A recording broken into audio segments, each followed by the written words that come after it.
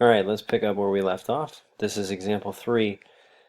These are identifying independent variables. So relatively simple in my opinion if you go back to the definition of each, which was that the independent variable, generally speaking, is the x, and the dependent variable, is generally speaking the y. So let's read.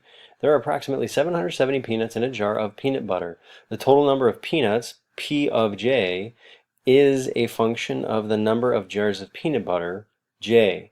Identify the independent and the dependent variables. Okay, so first thing we should do before we start deciding which is which is let's just identify both variables here. So we have P of j and then we have j.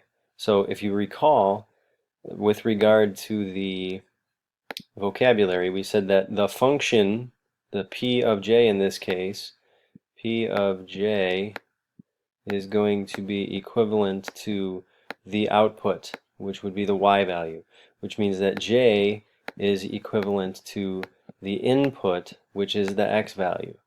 X is always the independent. Y is always the dependent because y depends on what x is. So identify the independent and dependent variables. We can write this as a sentence. It's probably best to do it that way. So the independent is P of j. Sorry, j. And dependent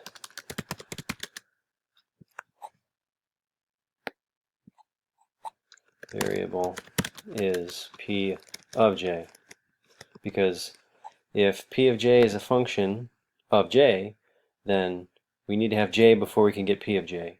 P of j depends on j, so P of j is dependent. Try the next one. Come back when you're ready to check. Pause the video now. Alright, so what we're looking for here is that the independent variable is c, and the dependent variable is w of c. I don't know if this helps or not. If you think of independent in terms of independent, if you're independent, you stand alone. C stands alone. Dependent variable has these two letters together. I don't know if that helps you remember it or not, but the independent variable does not have the function situation with it. It's just a standalone variable by itself.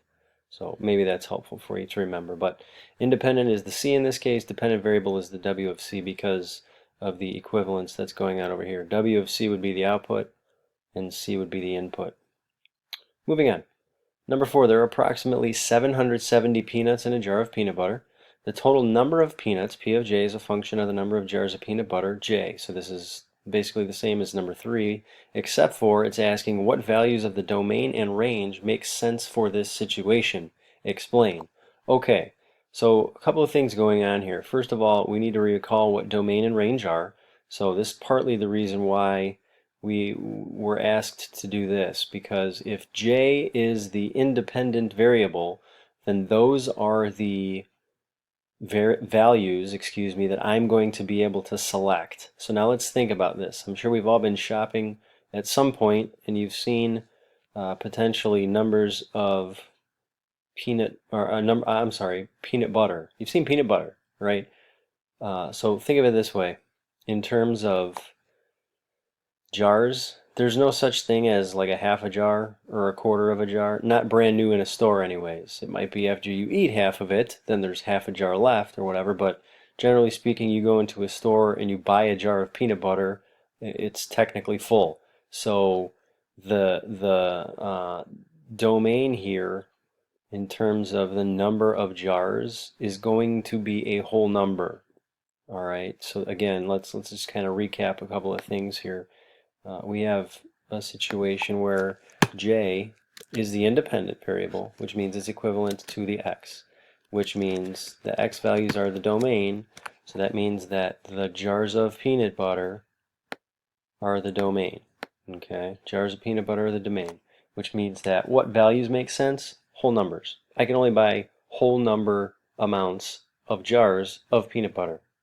Make sense? Okay. So then what is the range then? Well, depending on how many jars of peanut butter I buy, is going to tell me approximately how many peanuts were in there.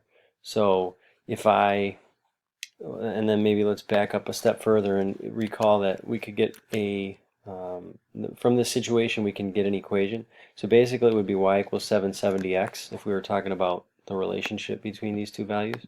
All right. So what does that tell me? It tells me if x is 1, y is 770. If x is 2, y is 770 times 2. If x is 3, then y is 770 times 3. So basically, those are multiples of 770. Those would be the values for the range. So again, I'm going to kind of move these pieces around a little bit so that I can write a sentence here, write a paragraph. So the domain, the x values, remember, are whole numbers. Okay? The domain would be whole numbers, or set of whole numbers. Now for the range, whatever I pick for my domain, you're going to multiply 770 by that amount, which means the range can only be multiples of 770.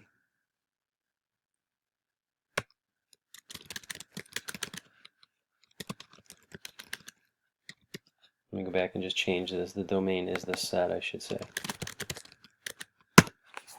Set of whole numbers. The range is the set of multiples of 770. Okay? Done. Based on this equation. See if you can do that with the next one. I know it's a little bit tricky. See what you can do. Pause it now and come back when you're done. So same concept here. I can decipher this equation from the information. Linda buys can of tuna fish that weighs 4.2 ounces. So depending on the number of cans she buys, that's going to tell me how much it is in ounces, how much they weigh. So again, the C is the X value, which is the domain, which means, again, if I go to the store and buy cans of tuna, they don't sell cans of tuna, they don't sell half cans or quarter cans or whatever, 3/4 cans, they sell whole cans. Okay, so the domain is the set of whole numbers, again, because X here is cans of tuna. All right, cans of tuna are sold in individual cans, whole cans, so the whole numbers. Now, 4.2 times 1 would be 4.2. 4.2 times 2 would be 8.4.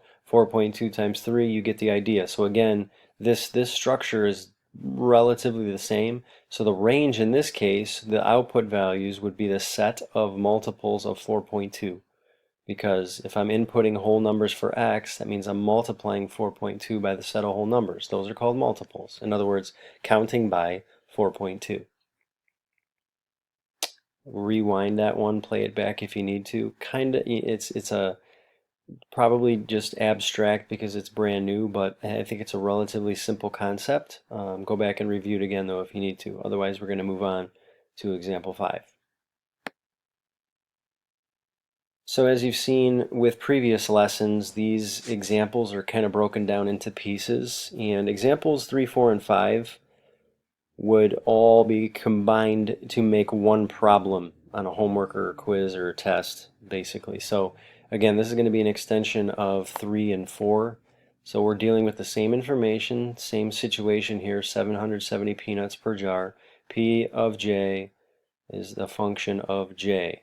So now we're going to do all the work. Write a function to represent the total number of peanuts. So when it says write a function, it's very similar to previously when it said write an equation.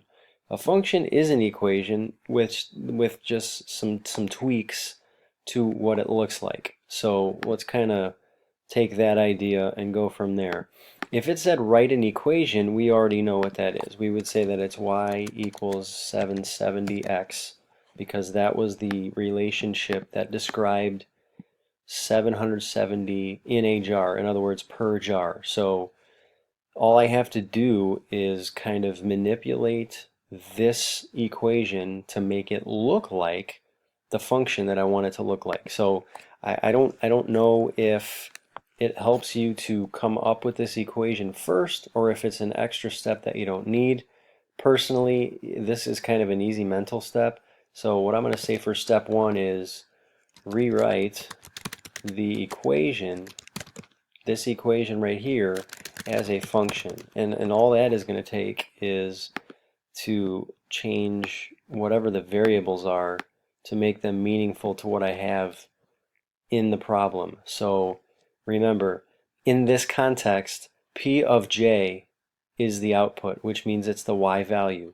J is the input, which means it's the X value. So all I should have to do is rewrite this by substituting P of J in for the Y and J in for the X. And now, my friends, I have a function. P of J equals 770J. So whatever I put in for J is going to affect the P of J. Okay? So I wrote my function. Then determine the number of peanuts in 7 jars of peanut butter. So it's basically the same steps as I had previously, which was to rewrite this. I don't have to rewrite it again. And then substitute in the value, okay, and simplify. So my step after this here is going to be substitute the input value that is given to me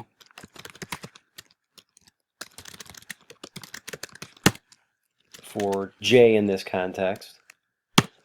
Alright, so what is that going to look like? Let me copy this. It's going to look like putting 7 in for J. And we're going to do this. I know it's very specific, it's very strict. The 7 goes in there, and the 7 also goes in there. And I'm simply going to calculate, simplify in this case, make sure that I label my answer correctly and that I've answered the question to the best of my ability. So after I substitute, in this case I'm going to be simplifying.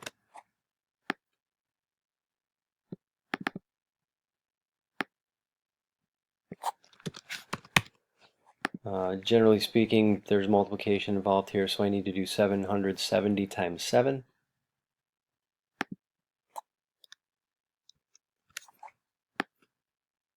Which is going to give me 5,390.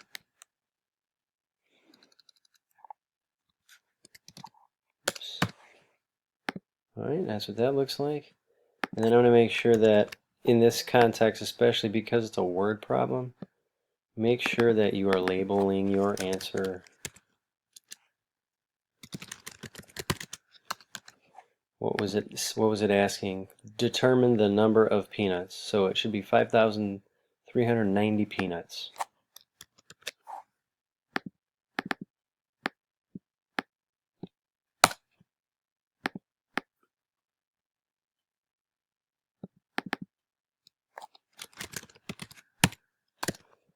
Alright, and apparently we don't need step 5. I thought earlier that we needed it, but we don't. So there you have it. You could cross this off. We don't need step 5. So rewrite the equation as a function, substitute, simplify, make sure you label. Try the next one on your own and see what you can come up with. Alright, so again, if you look back, the equation that we came up with for this situation was y equals 4.2x. So we're going to immediately rewrite that in the context of a function given the elements that they give me. So w of c is the dependent variable, c is the independent. So w of c takes the place of y, c takes the place of x, so I have w of c equals 4.2c. That's my function, right? My function is right there. Then determine the ounces in 8 cans of tuna fish. So I substitute 8 in for the c value, and I simplify, I multiply. 4.2 times 8 is 33.6. Label your answer, so it's 33.6 ounces. 33.6 ounces. Replay that if you need to. Go back and review any of those problems as necessary. Otherwise, you should see that this is a function is a special type of relation. Each member of the domain is paired with one member of the range, and functions can be modeled by tables and by rules. You are going to work on the guided practice, which is page 290, numbers 1 through 3. I will have a solution for that coming up next, a solution video for that. When you're done checking the guided practice, then you are on homework or you are on these IXL activities.